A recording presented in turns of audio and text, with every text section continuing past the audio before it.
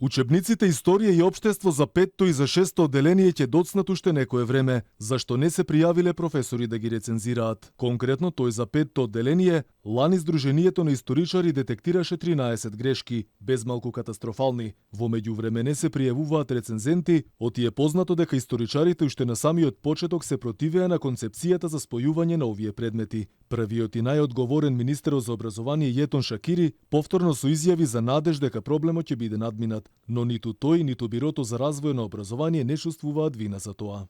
Сега Министерството за образование неколку пати доставува до факултетите за да достават председател на рецензенти, исто така и рецензентна комисија за и тие материјали и учебници да бидат готови. Но мислам за брзо време, ако пак кажувам дека технички фактор, пријавување на рецензенти, секогаш ние секојдневно комуницираме со универзитетите за да се пријават универзитетски професори за да се вклучат во тие рецензентски тимове.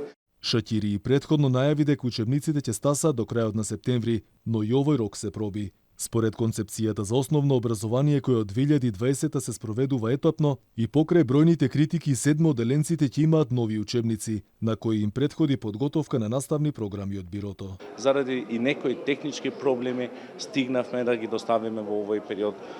Не стигнавме целосно во тој период, но ме радува фактот што доставата заврши. Кој е кривецот, министре, пошто реагира дека виновен е министерот, виновен е Бирото и така си ја префрлација? Мислам дека ова година се докажавме дека кога стигнуваат на времено програмите, се стигнува на времено со учебниците. Факт е учебниците од трето одделение.